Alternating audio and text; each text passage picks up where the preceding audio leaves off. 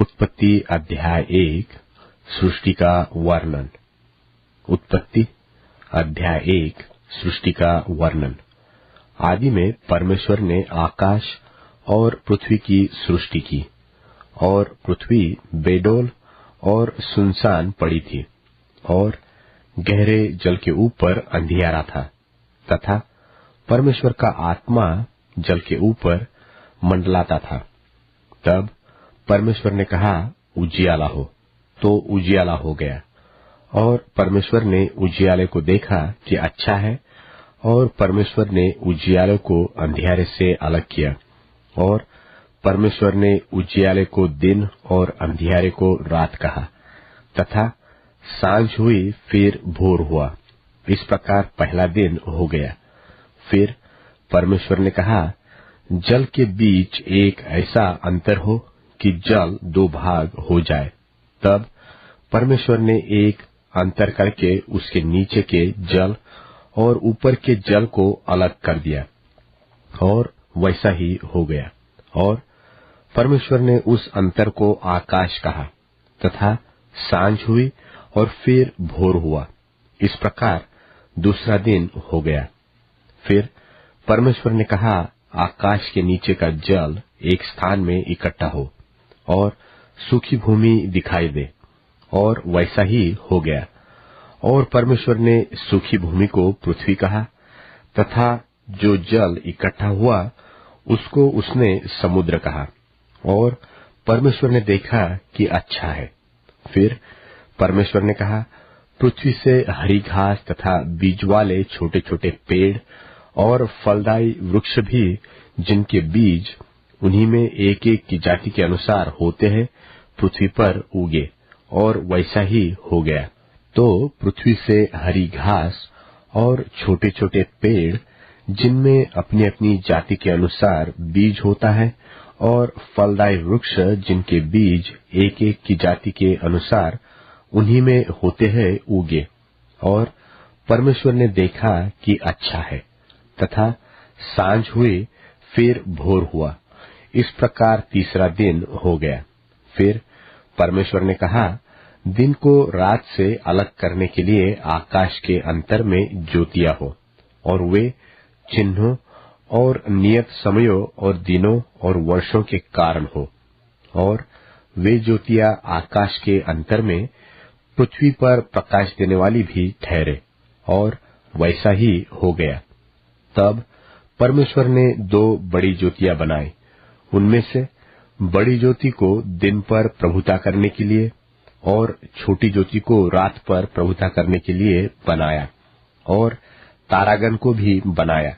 परमेश्वर ने उनको आकाश के अंतर में इसलिए रखा कि वे पृथ्वी पर प्रकाश दे, तथा दिन और रात पर प्रभुता करे, और उजियाले को अंधियारे से अलग करे।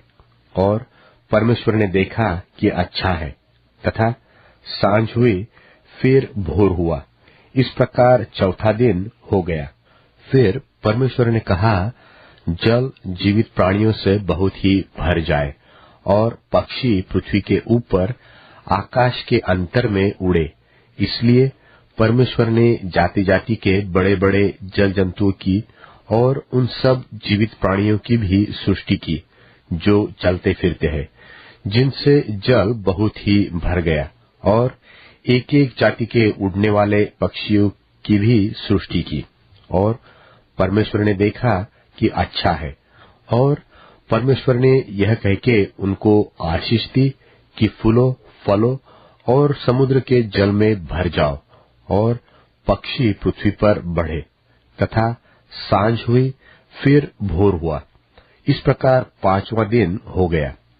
फिर परमेश्वर ने कहा, पृथ्वी से एक एक जाति के जीवित प्राणी, अर्थात घरेलू पशु और रेंगने वाले जंतु और पृथ्वी के वन पशु, जाति जाति के अनुसार उत्पन्न हो, और वैसा ही हो गया। सो परमेश्वर ने पृथ्वी के जाति जाति के वन पशुओं को, और जाति जाति के घरेलू पशुओं को, और जाति जाति के भूमि पर सब रेंगने वाले जंतुओं को बनाया। और परमेश्वर ने देखा कि अच्छा है। फिर परमेश्वर ने कहा, हम मनुष्यों को अपने स्वरूप के अनुसार अपनी समानता में बनाए, और वे समुद्र की मछलियों और आकाश के पक्षियों और घरेलू पशुओं और सारी पृथ्वी पर और सब रेंगने वाले जंतुओं पर जो पृथ्वी पर रेंगते हैं अधिकार रखे। तब परमेश्वर ने मनुष्य को अपने स्वरूप के अनुसार उत्पन्न किया, अपने ही स्वरूप के अनुसार परमेश्वर ने उसको उत्पन्न किया, नर और नारी करके उसने मनुष्यों की सृष्टि की। और परमेश्वर ने उनको आशीष दी और उनसे कहा, फूलो फलो और पृथ्वी में भर जाओ और उसको अपने वश में कर लो, और समुद्र की मछलियों तथा आकाश के पक्षियों और पृथ्वी पर रेंगने वाले सब जंतुओं पर अधिकार रखो। फिर परमेश्वर ने उनसे कहा, सुनो, जितने बीज वाले छोटे छोटे पेड़ सारी पृथ्वी के ऊपर हैं और जितने वृक्षों में बीज वाले फल होते हैं, वे सब मैंने तुमको दिए हैं, वे तुम्हारे भोजन के लिए है। और जितने पृथ्वी के पशु और आकाश के पक्षी और पृथ्वी पर रेंगने वाले जंतु हैं, जिनमें जीवन के प्राण हैं, उन सब के खाने के लिए मैंने सब हरे हरे छोटे पेड़ दिए हैं। और वैसा ही हो गया। तब परमेश्वर ने जो कुछ बनाया था सबको देखा, तो क्या देखा कि वह बहुत ही अच्छा है। तथा सांझ हुई, फिर भोर हुआ, इस प्रकार छठवां दिन हो गया।